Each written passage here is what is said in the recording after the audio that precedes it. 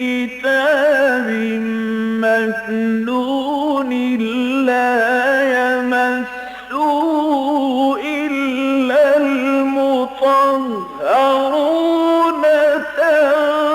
تنزيل من رب العالمين.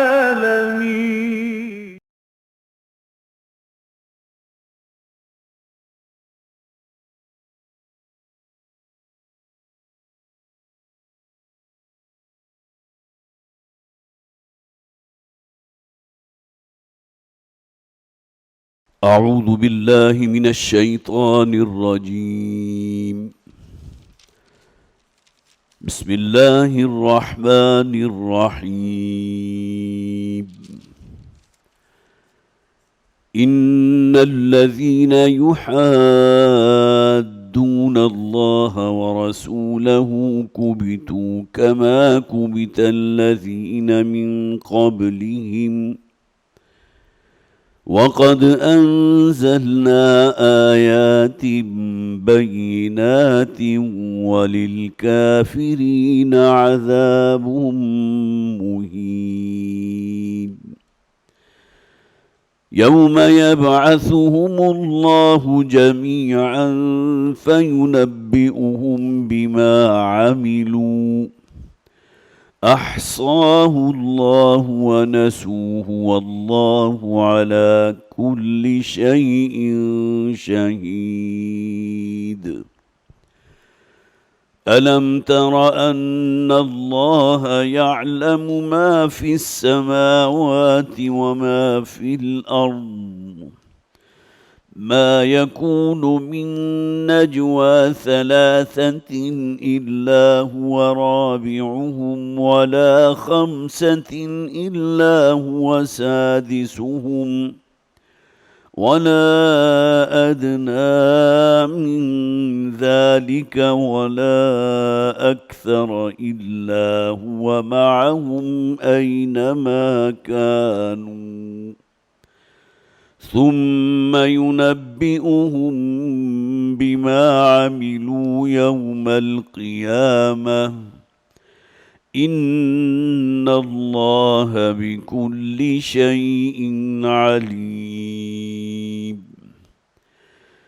ألم تر إلى الذين نهوا عن النجوى ثم يعودون لما نهوا عنه ويتناجون بالإثم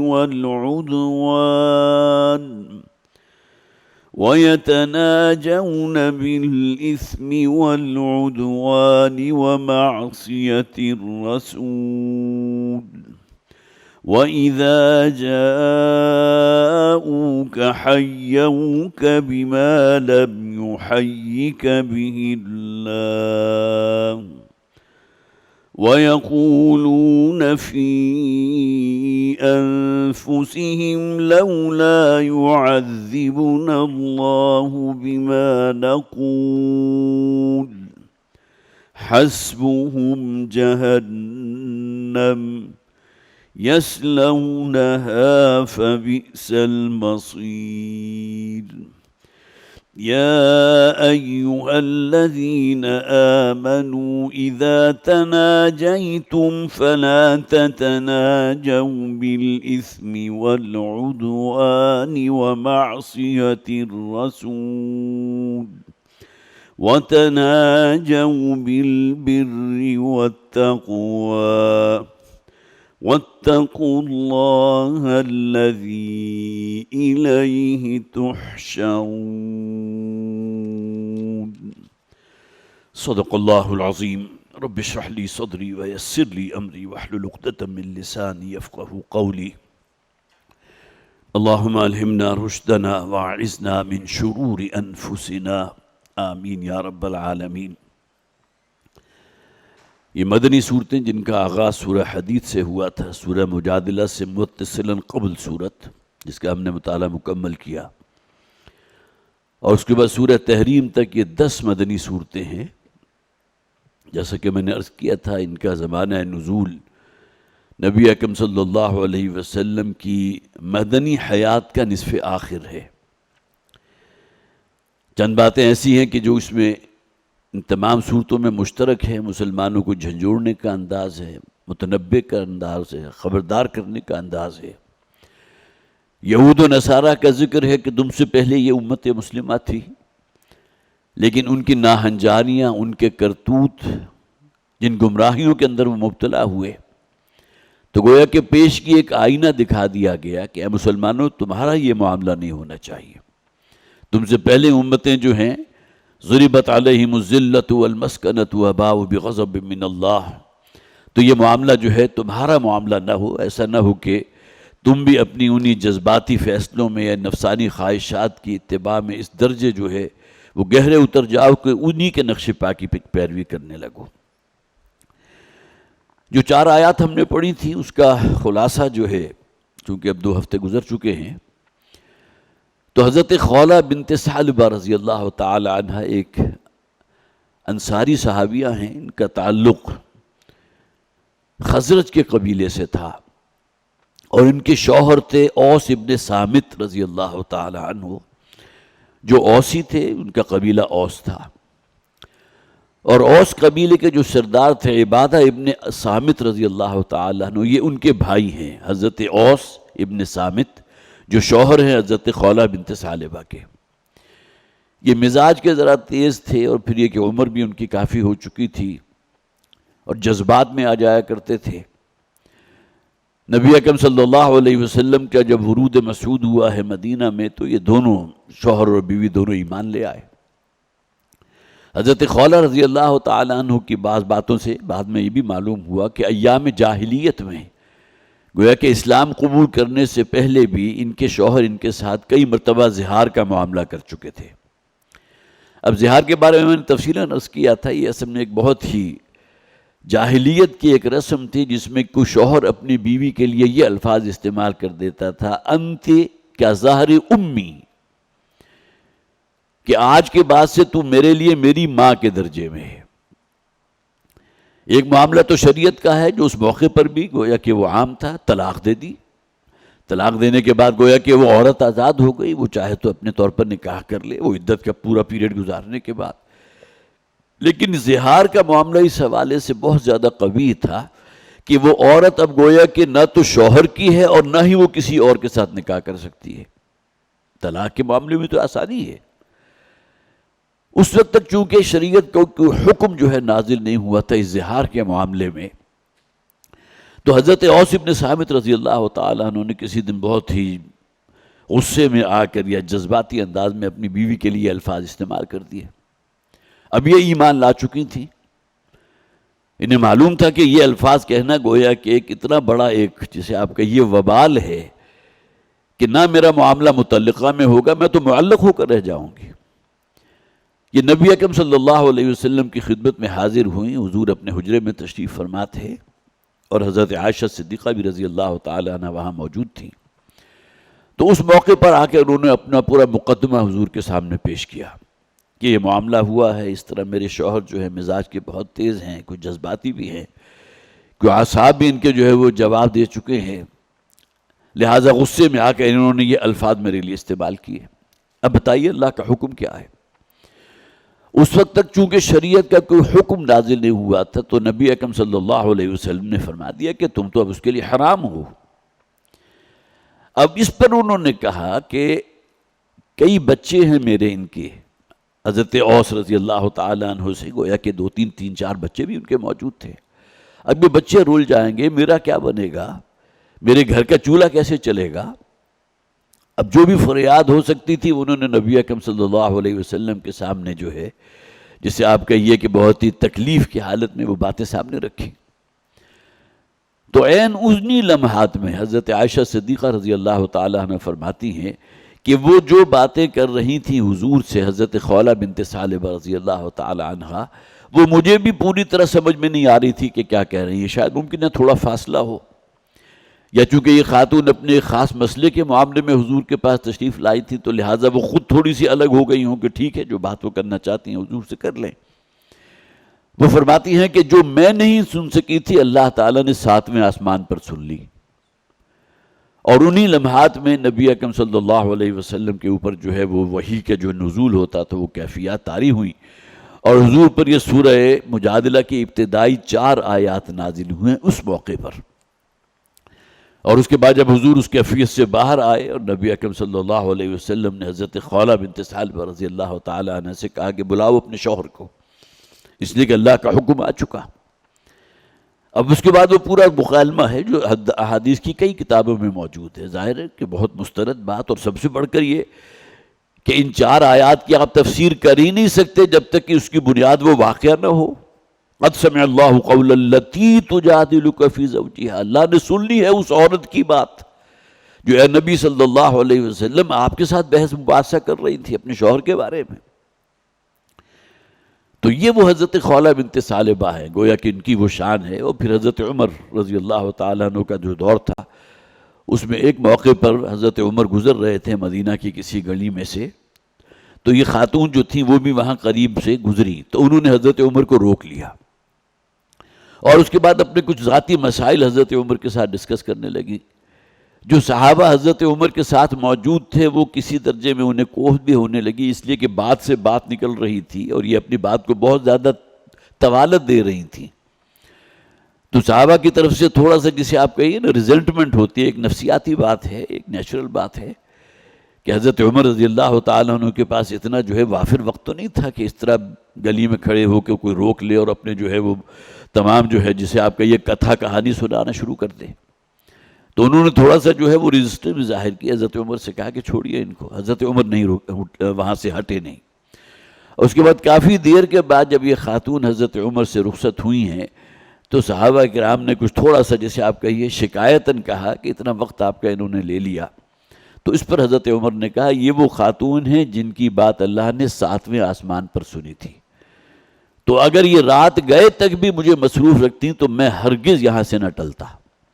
ابھی ظاہر ہے کہ ان کے ذہن کے اندر جو حضرت خولہ کی ایک عظمت تھی کہ جن کی شان میں اللہ تعالیٰ نے 4 آیات نازل فرمائی ہیں، یہ ابتدائی 4 آیات وہ تھی کہ جن کا ہم پچھلی مرتبہ مطالعہ کر چکے، صرف اس کا ترجمہ کر لیجئے، میں کوئی تفصیل بیان نہیں کروں گا، لیکن پس منظر میں جو واقعہ ہے اور پھر اس کا جو کفارہ یہاں بیان کیا گیا، اگر کوئی شخص یہ حرکت کر بیٹھے تو اب اسے کیا کرنا چاہیے۔ قد سمع اللہ قول التی تجادلک فی زوجہا، اللہ تعالیٰ نے سن لی ہے اس خاتون کی بات، اس عورت کی بات کہ جو اے نبی صلی اللہ علیہ وسلم آپ سے جھگڑ رہی تھی، آپ سے مجادلہ کر رہی تھی اپنے زوج کے بارے میں، اپنے شوہر کے بارے میں، وتشتکی الی اللہ، اور ساتھ ہی وہ اللہ سے بھی فریاد کر رہی تھی، پروردگار کو حکم نازل فرما دے اس معاملے میں۔ اب تک شریعت جو ہے اس اعتبار سے خالی ہے کہ زہار کے بارے میں تیری منشا کیا ہے، تیرا حکم کیا ہے، تیری قائم کی ہوئی حد کیا ہے، وہ اب تک جو ہے بیان نہیں ہوئی۔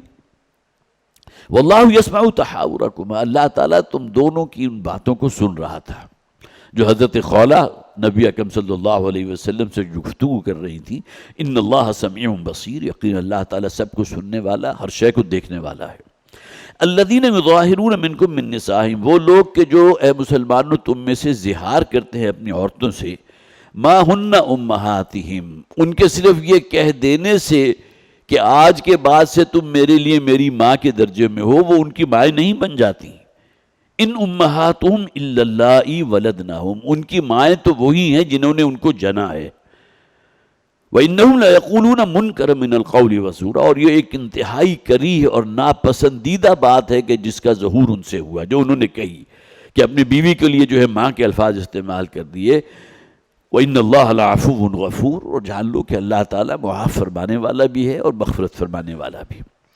وَالَّذِينَ يُظَاهِرُونَ مِن نِّسَائِهِمْ، اور وہ لوگ کہ جو تم میں سے زہار کرتے ہیں اپنی بیویوں کے ساتھ، گویا کہ جو یہ الفاظ استعمال کر لیتے ہیں، اس بارے میں چند باتیں میں نے نوٹ کی تھی، اس کا انشاءاللہ میں بعد میں ابھی ذکر کروں گا۔ ثُمَّ يَعُودُونَ لِمَا قَالُوا، اور اس کے بعد وہ پلٹنا چاہتے ہیں اپنی اس قول سے، رجوع کرنا چاہتے ہیں۔ جس طرح طلاقوں میں 2 طلاقیں ہوتی ہیں جنہیں طلاق رجعی کہا جاتا ہے کہ آپ نے طلاق تو دے دی لیکن رجوع کر سکتے ہیں۔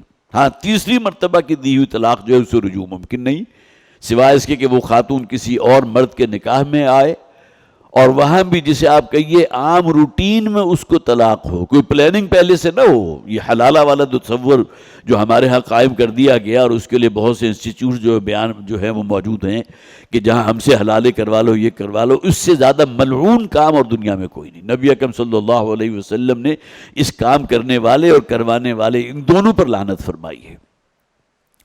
تو جو اسے رجوع کرنا چاہیں اپنے اس قول سے جو انہوں نے اپنی بیوی کے لیے استعمال کیا تھا، فَتَحْرِيرُ رَقَبَةٍ مِّن قَبْلِ أَن يَتَمَاسَّا، تو پھر کفارہ یہ ہوگا کہ ایک گردن کا آزاد کرا دینا، ایک غلام کا آزاد کرا دینا، اس سے پہلے کہ وہ اپنے اس تعلق زوجیت کو دوبارہ قائم کریں، ایک دوسرے کو مس کریں۔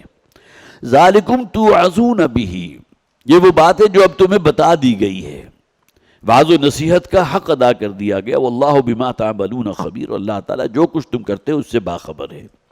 فمن لم یجد فصیام شہرین متتابعین من قبل ان یتماسا، جو شخص مقدرت نہ رکھتا ہو، روپیہ پیسہ اتنا نہ ہو، مال و دولت اتنا نہ ہو کہ کسی غلام کو آزاد کر دے، تو اس کے لیے پھر کیا لازم ہوگا؟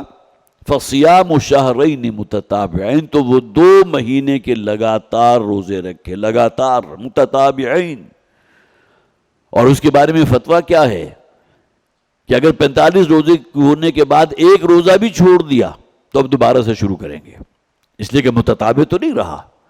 تواتر کے ساتھ جو شرط لگائی گئی ہے، ورنہ تو صرف کہا جا سکتا تھا نا 60 روزے رکھ لیں، 15 ایک مہینے میں رکھ لیں، 30 ایک مہینے میں رکھ لیں، پھر 15 ایک کر کے ٹوٹل 60 مکمل کر دیں۔ نہیں، متتابعین، یہ گویا کہ وہ سزا کی ایک سختی ہے۔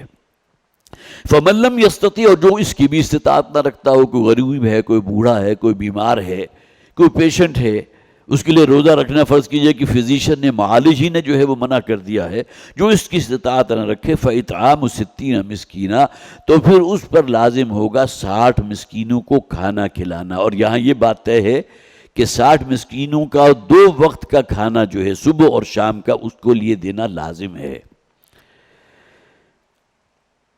ذالک لتؤمنوا باللہ ورسولہ، اور یہ سب کچھ جو ہو رہا ہے، اللہ تعالیٰ نے جو کفارہ بیان کیا ہے، کس لیے؟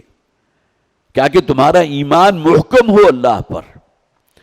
ایمان کا تقاضا بھی یہ ہے کہ تم یہ عمل کر گزرو۔ اگر تمہاری زبان سے وہ الفاظ اپنی بیوی کے لیے نکل گئے ہیں کہ تم میرے لیے میری ماں کے درجے میں ہو، تو اب تم پر اس کا کفارہ جو ہے وہ لازم ہے۔ ذالک لتؤمنوا باللہ ورسولہ، تاکہ تم فرما برداری اختیار کرو اللہ کی اور اللہ کے رسول کی۔ وتلک حدود اللہ، اور یہاں الفاظ نوٹ کیجئے، اللہ کی قائم کردہ حدود میں سے ایک حد ہے۔ اور حدود اللہ کے جو الفاظ جس شان کے ساتھ استعمال ہوتے ہیں، جو شخص بھی اللہ کی حدود کو پامال کرے گا اس کا تو پھر ٹھکانہ جہنم ہے، اور ممکن ہے اس دنیا میں نقص سزا اس کو مل جائے، اسی دنیا میں ذلت اور رسوائی اس کا مقدر بن جائے۔ حدود اللہ کو پامال کرنا، وَمَن يَتَعَدَّ حُدُودَ اللَّهِ فَقَدْ ظَلَمَ نَفْسَهُ، اس سے بڑھ کر ظلم کیا ہوگا اپنی جان پر کہ کوئی شخص اللہ کی قائم کردہ حدود کو پامال کرے۔ وَتِلْكَ حُدُودُ اللَّهِ وَلِلْكَافِرِينَ عَذَابٌ أَلِيمٌ، یہ ہے اللہ کی حدود جو اللہ تعالیٰ نے قائم فرما دی، اور کافروں کے لیے بہت سخت عذاب ہے۔ یہاں دیکھیں کافرین سے مراد وہ اصطلاحاً کافر نہیں ہے، گویا کہ جو اللہ کی حدود کو پامال کرنے والے ہیں، کوئی حد ہو، اگر اس حدود میں سے اللہ کی قائم کردہ حدود میں سے ایک حد کو بھی پاؤں تلے روندا، اب گویا کہ یہ بالکل مساوی ہے یہ عمل کسی شخص کے کافر ہونے کے۔ یہاں وہ اصطلاحی کافر کو ذرا اپنے ذہن میں نہ رکھیے، اس لیے کہ سیاق و سباق ہے نا۔ اللہ نے ایک حد قائم فرما دی، زہار کی حد، اس کا کفارہ جو ہے بڑی تفصیل کے ساتھ بیان کر دیا گیا۔ اس کے باوجود بھی اگر کوئی شخص کفر کر رہا ہے، گویا کہ اس حد کو تسلیم نہیں کر رہا، صرف فوکس کیجئے صرف اس ایک حد کو جس کا ذکر یہاں ہو رہا ہے، اس کے لیے دردناک عذاب ہے۔ اب آئیے یہ زہار کے حوالے سے چند باتیں جو پچھلی مرتبہ بیان ہونے سے رہ گئی تھی۔ سب سے پہلی بات تو یہ کہ زہار کا معاملہ الفاظ پر مشتمل ہے، اپنی زبان سے یہ الفاظ کہے۔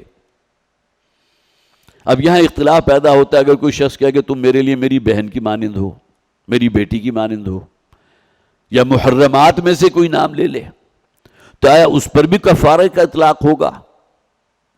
اب یہاں آ کر اختلاف پیدا ہو گیا، لیکن عمومی رائے یہ ہے کہ یہاں چونکہ اللہ تعالیٰ نے ان الفاظ کو خاص کیا ہے ماں کی نسبت سے، لہٰذا ماں کی نسبت سے اگر وہ بات کہی جائے گی تو کفارہ ہوگا، ورنہ گویا کہ اس نے ایک بہت بڑا گناہ تو کما لیا لیکن وہ اس زد میں نہیں آئے گا، حدود اللہ میں۔ دوسری بات یہ کہ یہ الفاظ کسی شخص نے غصے میں کہے ہیں، جذبات میں کہے ہیں یا ہنسی مذاق میں کہے ہیں، دونوں صورت میں کفارہ لازم ہوگا۔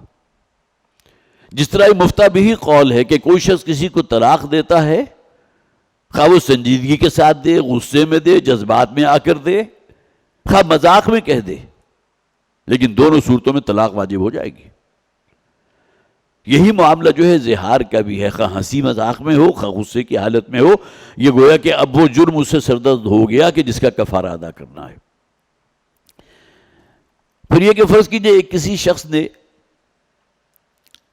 جس کی 2 یا 3 بیویاں تھیں، ایک ہی نشست میں یہ کہہ دیا کہ تم سب یا تم دونوں یا تم تینوں جو ہے میرے لیے آئندہ سے میری ماں کی پیٹھ کی مانند ہو، میری ماں کے درجے میں ہو۔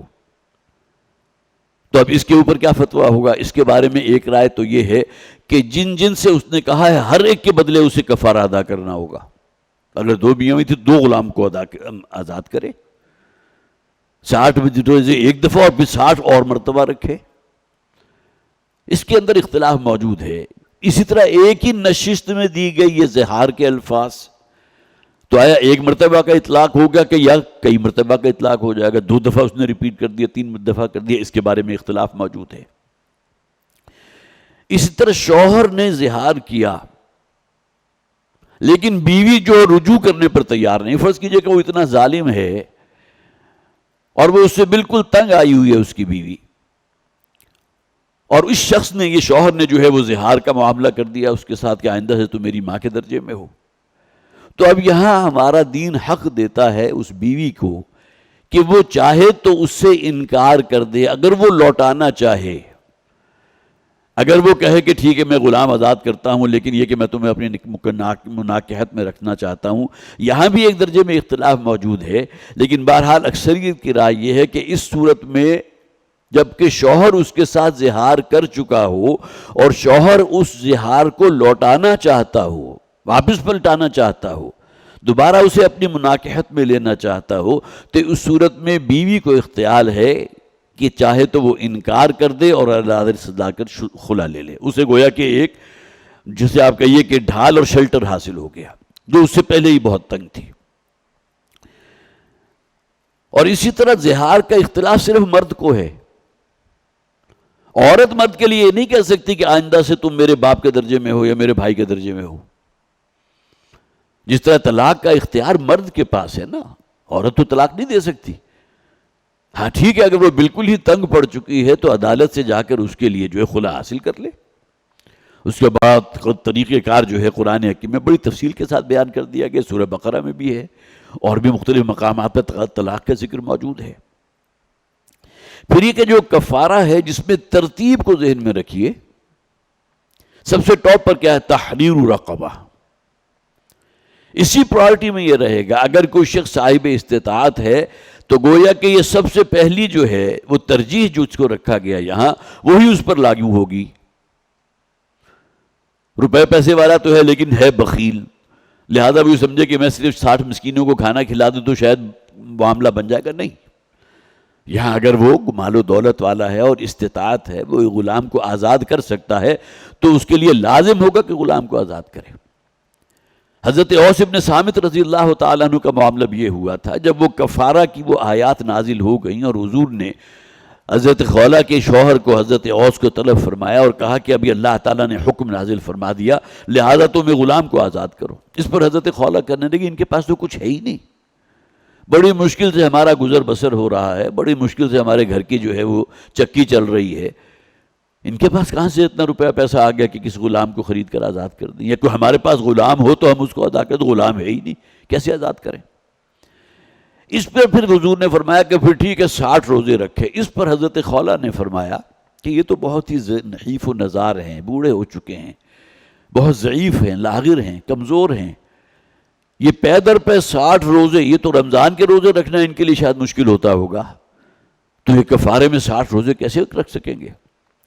تو نبی اکرم صلی اللہ علیہ وسلم نے پھر تیسری شق کا اطلاق کیا، گویا کہ پہلی 2 جب ساقط ہو گئیں اس کے بعد تیسری کی باری آئی۔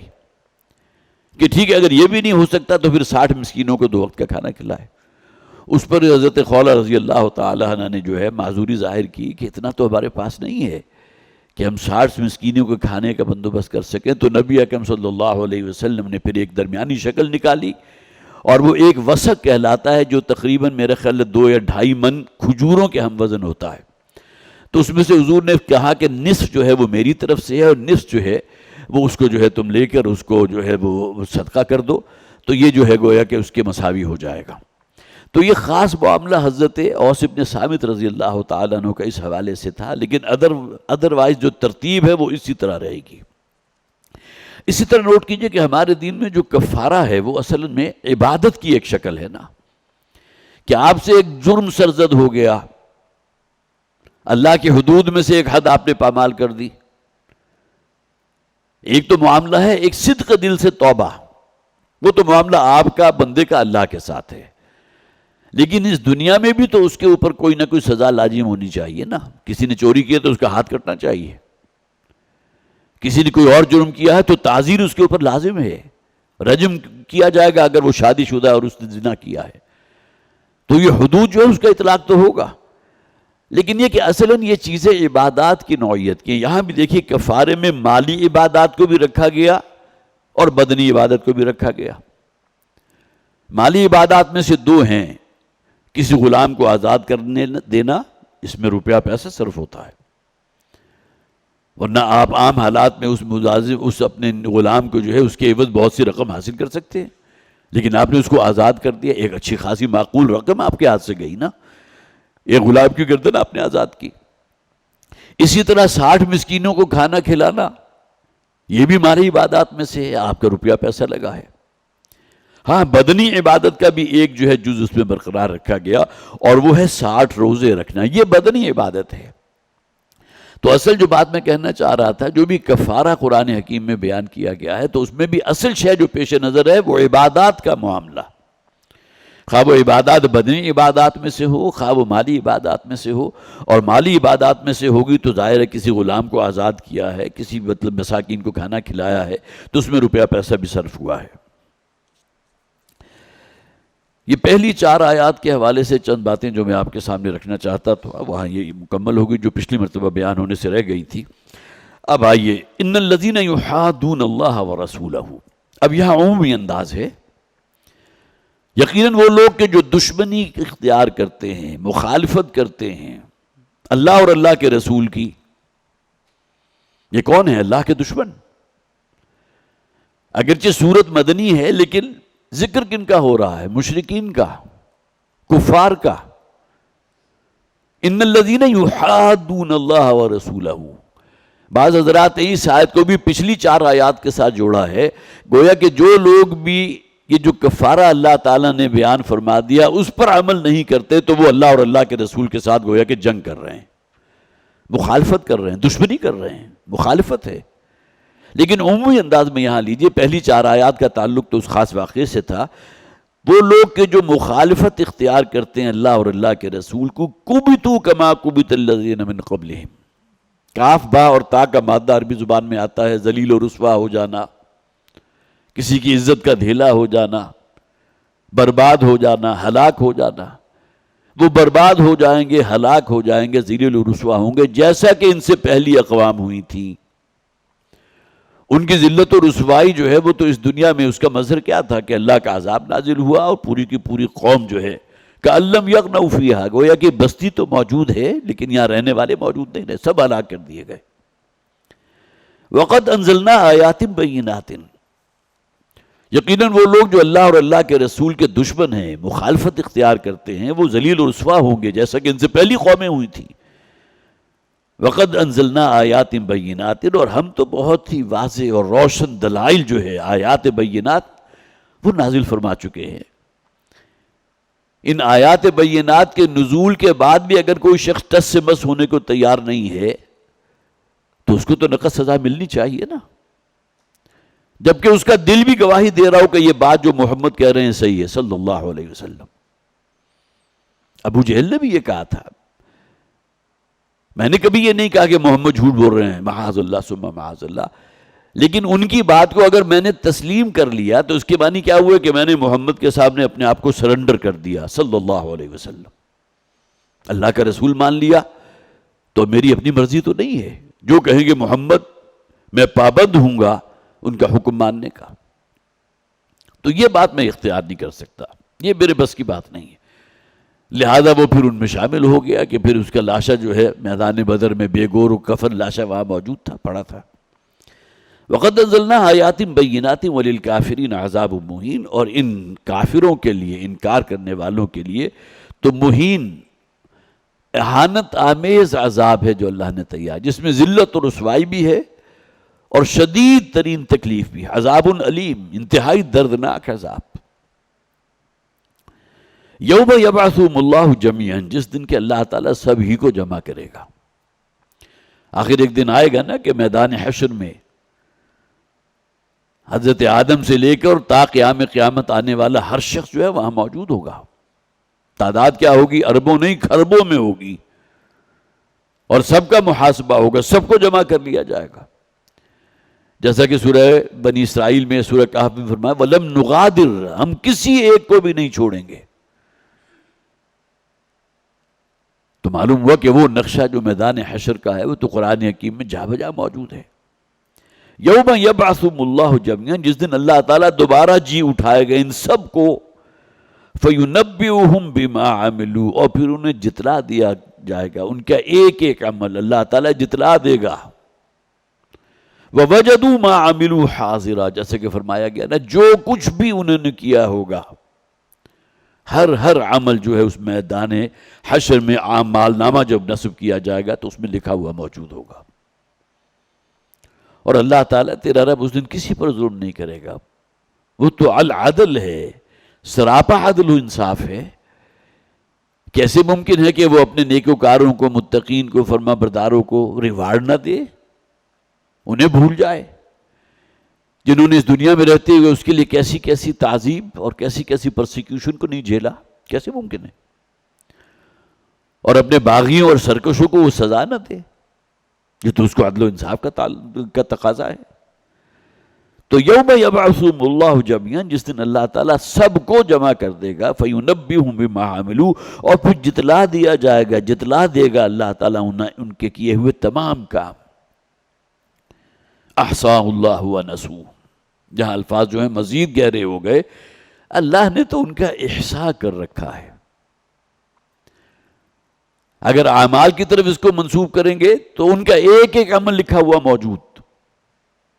حضرت لقمان اگرچہ نبی اور رسول نہیں تھے، لیکن انہوں نے اپنے بیٹے کے جو واضح نصیحت کی تھی، کیا الفاظ تھے؟ یا بنی انہا ان تک مثقال حبۃ من خردل، رائی کے دانے کے ہم وزن بھی اگر تمہارا کوئی عمل جو تم نے اس دھرتی پر کیا ہے، خواہ وہ کسی گہرے غار کے پیٹ میں اتر کر اس کی تہ میں جا کر اس عمل کا ارتکاب کیا ہو، خواہ کسی پہاڑ کی چوٹی پر کیا ہو، او فی السماوات یأتی بہ اللہ، اللہ تعالیٰ اس عمل کو لا حاضر کرے گا، موجود ہوگا. سورہ زلزال ہم پڑھتے ہیں، بہت سے حضرات کو یاد بھی ہوگی. آخری دو آیات کیا ہیں؟ وَمَنْ يَعْمَلْ مِثْقَالَ ذَرَّةٍ خَيْرًا يَرَهُ. اعمال دو طرح کے ہو سکتے ہیں، یا خیر ہوگا یا شر ہوگا، یا نیک عمل ہوگا یا بد عمل ہوگا. تو جو شخص بھی ذرے کے ہم وزن بھی کوئی خیر کماتا ہے، خیر کا عمل کا ذرے کے ہم وزن، اس دن دیکھ لے گا اس عمل کو، وہ اعمال نامے میں لکھا ہوا موجود ہے. وَوَجَدُوا مَا عَمِلُوا حَاضِرًا، جو کیا ہوگا وہاں موجود پائیں گے. وَمَنْ يَعْمَلْ مِثْقَالَ ذَرَّةٍ شَرًّا يَرَهُ، اور جس شخص نے کوئی عمل کیا، خواہ وہ ذرے کے ہم وزن ہو لیکن شر ہے، بد عمل ہے، گناہ ہے، وہ بھی اس دن اس کو دیکھ لے گا. تو یہاں ان سب کو سمیٹ دیا گیا. احصاہ اللہ ونسوہ، اللہ نے وہ تمام اعمال جو ہیں وہ گن گن کر، ایک ایک کی کیٹیگری بنا کر پوری ترتیب کے ساتھ، یہ گناہ کبیرہ ہے، یہ گناہ صغیرہ ہے، اور اس کے درمیان کتنے سینکڑوں شیڈز ہیں، ایک ایک عمل وہاں موجود. احصاہ اللہ ونسوہ، اور یہ لوگ بھولے ہوئے ہیں. کتنے ہی ایسی باتیں ہوتی ہیں ہمارے ان سے صادر ہوئے ایسے اعمال جو ہمیں یاد ہی نہیں رہتے. ان میں برے اعمال بھی ہوتے ہیں، اچھے اعمال بھی ہوتے ہیں، لیکن اللہ تعالیٰ کے ہاں جو ہے ایسا نہیں ہوگا کہ کوئی بات اسے بھول جائے، یا کرامن کاتبین کی شکل میں جو اللہ تعالیٰ نے جو چوکیدار جو یہاں ہمارے اوپر مسلط کر دیے ہیں، بٹھائے ہوئے ہیں، ان سے کہیں کوئی ذہول ہو جائے، انہیں نسیان لاحق ہو جائے، وہ کوئی بھول جائیں، وہ کسی اور کام میں مصروف سے، اور میں نے کوئی عمل کیا انہیں یاد ہی نہیں رہا لکھنا، ایسی بات نہیں ہے۔ احصاہ اللہ ونسوہ واللہ علی کل شیء شہید، اور اللہ تعالیٰ تو ہر شے پر گواہ ہے، اس سے بڑھ کر بات اور کوئی ہو نہیں سکتی۔ گواہی کس کی معتبر ہوگی؟ جس کے سامنے وہ عمل کیا گیا ہو۔ تو اللہ تو جاگ بجائے فرماتا ہے واللہ بصیر بما تعملون، جو کچھ بھی تم کرتے ہو اللہ تعالیٰ دیکھ رہا ہے، بصیر بما تعملون۔ تو اس سے بڑی گواہی تو نہیں ہو سکتی نا کوئی۔ ہمارے ہاں کیا کہا جاتا ہے؟ عینی گواہ ہے یہ، اس موقع پر، موقع واردات پر یہ شخص وہاں موجود تھا اور پوری واردات اس کی نگاہوں کے سامنے ہوئی، یہ عینی گواہ۔ تو یہاں جو فرمایا گیا واللہ علی کل شیء شہید، تو اللہ تعالیٰ ہر شے پر گواہ ہے، تمہارے اعمال میں سے ایک ایک عمل پر اللہ گواہ ہے۔ یہ ہے اصل میں وہ ایمان بالآخرت کے اندر وہ ایک زور جو آپ کو قرآن حکیم میں، مکی صورتوں میں تو مدنی صورت ہے، گویا کہ جسے آپ کہیے کہ اس کے رگ و پے میں سرایت کیے ہوئے جو بات آپ کو نظر آتی ہے وہ اللہ کی صفت علم ہے۔ آگے بھی اسی کا ذکر آ رہا ہے، الم تر ان اللہ یعلم ما فی السماوات و ما فی الارض۔ یہ دیکھیے مکی صورت کا انداز ہے، کیا تمہیں یقین نہیں اس بات کا کہ اللہ کے علم میں ہے جو شے اس زمین و آسمان میں ہوتی ہے؟ الا یعلم من خلق وہو اللطیف الخبیر، کیا وہی بے خبر ہوگا جس نے تخلیق فرمائی ہے، جس نے اس کائنات کی تخلیق فرمائی ہے؟ کیا اس کائنات سے وہی بے خبر ہے؟ اس کے علم میں نہیں یہاں کیا کچھ ہو رہا ہے۔ اللہ کو اگر اللہ مانا ہے تو اس کا علم جو ہے اس کو تم اپنی حواس کی گرفت میں لا ہی نہیں سکتے۔ اس وقت بھی زمین پر تقریباً 8 ارب انسان موجود ہیں،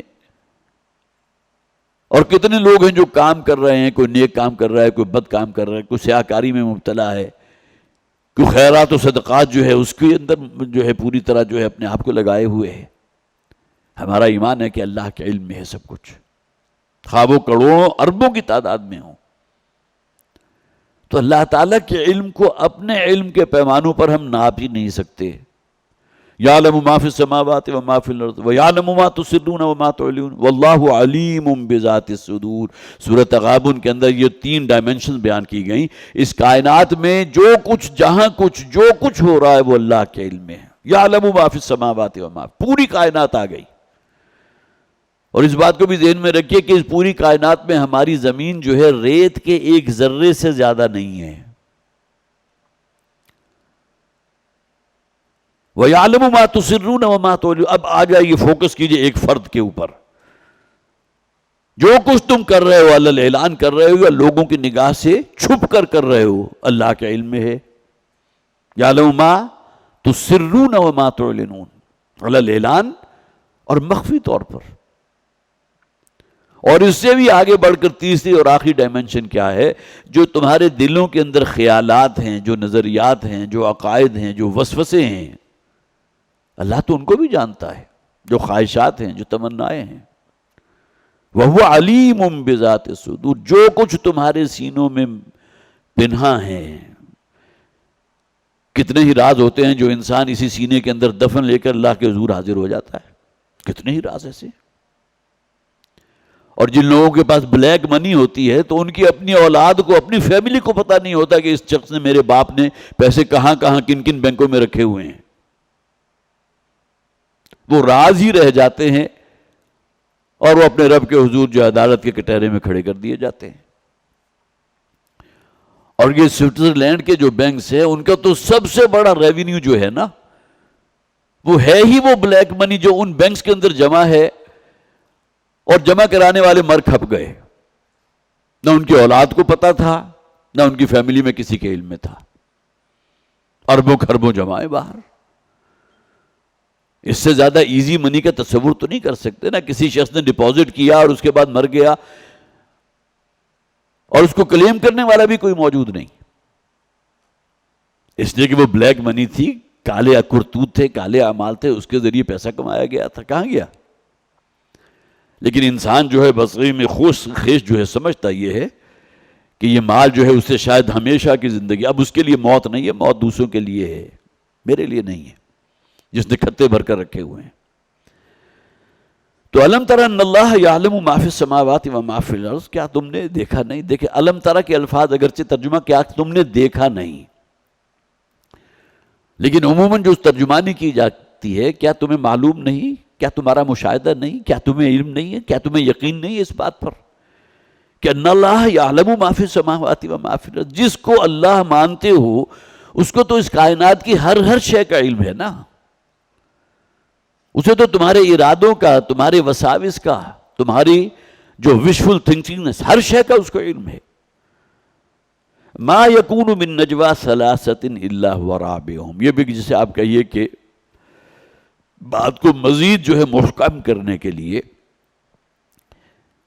نہیں ہوتے تین افراد. یہاں نجوا کی اصطلاح آگے اس کے بارے میں عرض کرتا ہوں. نجوا کہتے کسے ہیں؟ تین افراد جو نجوا کر رہے ہوں مگر یہ کہ الا ہوا رابعهم، مگر یہ کہ چوتھا وہاں وہ موجود ہے بطور گواہ، اس کے علم ہے. ایسا نہیں اللہ تعالیٰ کے ساتویں آسمان پر عرش ہے اور اس کے اوپر متمکن ہے، اسے کچھ معلوم ہی نہیں کہ اس دنیا میں کیا ہو رہا ہے، کیا پلاننگز ہو رہی ہیں، کیا سازشیں ہو رہی ہیں، کس طرح جو ہے وہ کالا مال جمع کیا جا رہا ہے، بلیک منی جو ہے اس کے ڈھیر لگائے جا رہے ہیں، کیا خرید و فروخت ہو رہی ہے جو آج کل ہمارے ہاں ہو رہی ہے، کیا اسے معلوم نہیں ہے؟ تو تین افراد بیٹھ کر جہاں کہیں نجوا کر رہے ہوتے ہیں، چوتھا وہ ہوتا ہے وہاں موجود.